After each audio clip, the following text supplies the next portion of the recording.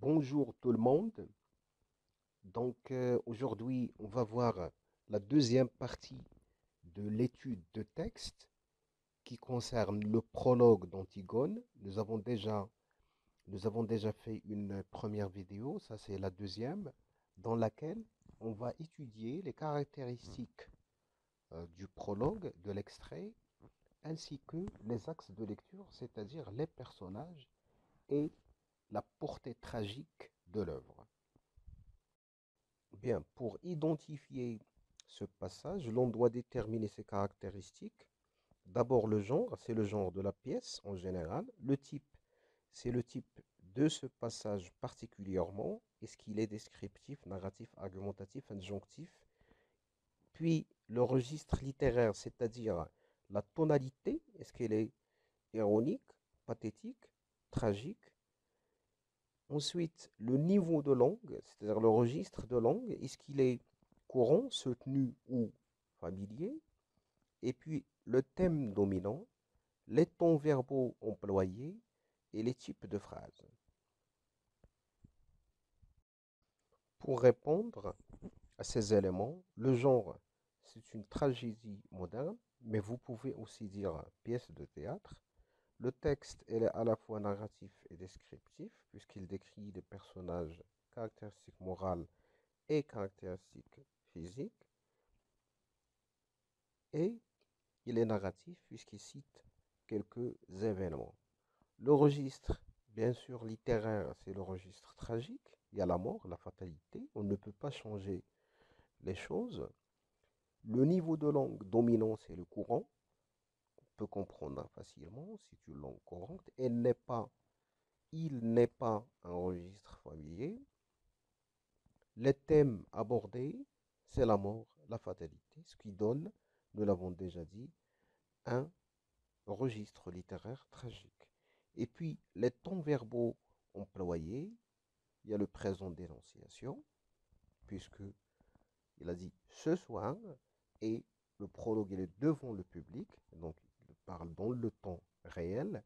Et puis, il y a le présent de narration pour citer les événements, celles de Éthéocle et Polynice.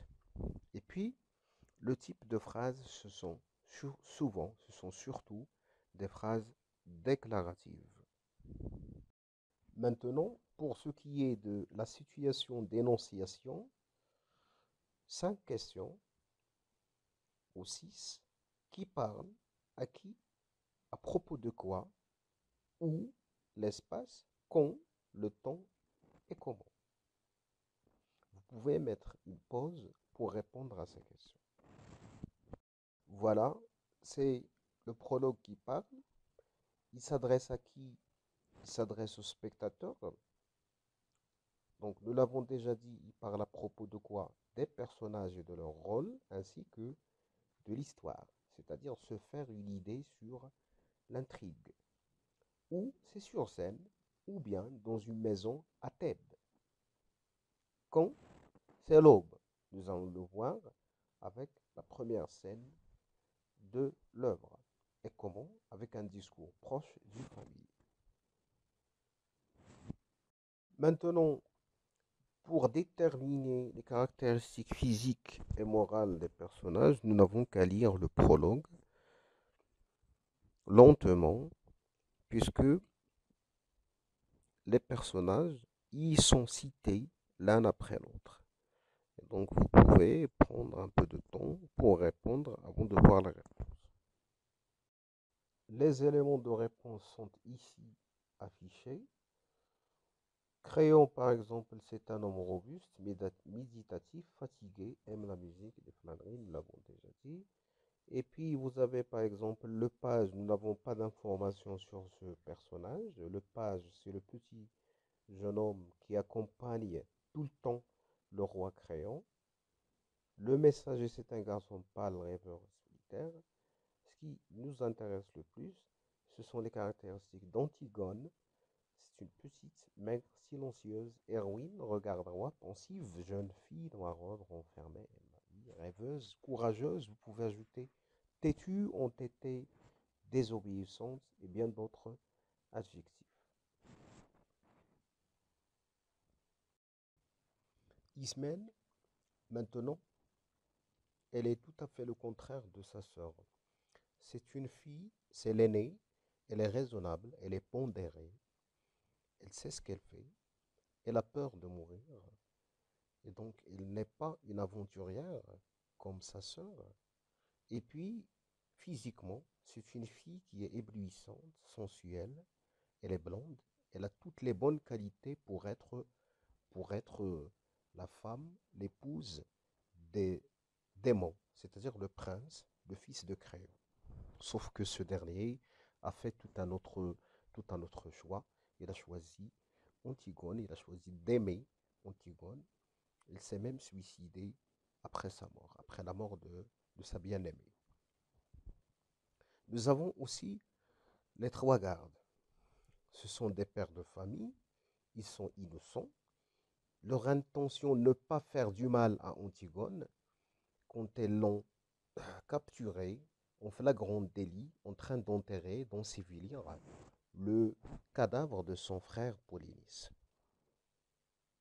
Ils sont satisfaits de la justice de Créon, mais il faut dire qu'ils sont dépourvus de toute imagination, c'est-à-dire que les trois hommes sont tout simplement stupides.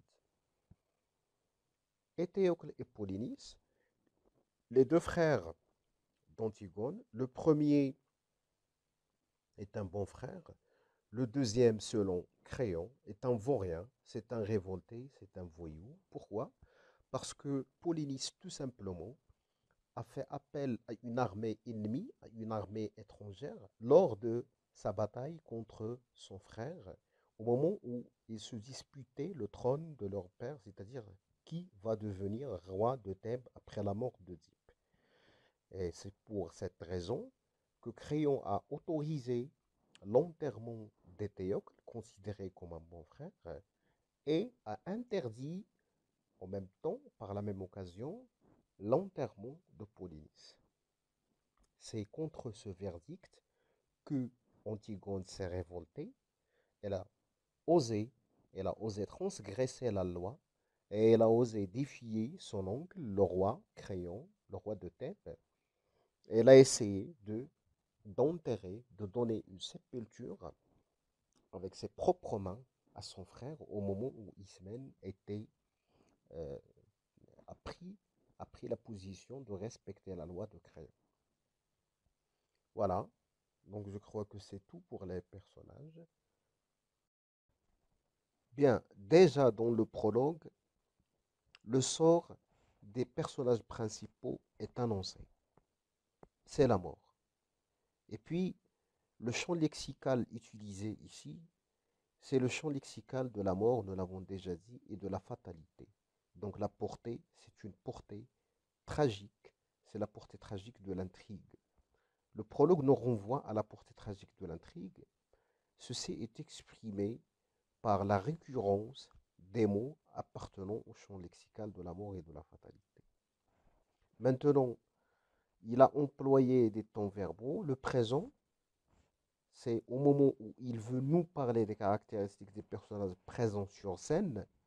Le passé pour rapporter les événements précédents qui précèdent l'action. Par exemple, la relation entre Oedipe et Créon, et puis la relation des deux frères d'Antigone, Polynice et Éthéocle. Et puis, il y a aussi le futur pour anticiper les événements qui marquent le sort des personnages principaux. Pour récapituler, on peut dire que généralement, le prologue présente les personnages, précise les relations entre eux, les décrit physiquement et moralement. Il insiste sur la fatalité qui s'abat sur eux. Et puis, ce prologue constitue la scène d'exposition d'Antigone pour utiliser un mot technique. Voilà, c'est tout pour aujourd'hui. Merci pour votre attention et à bientôt.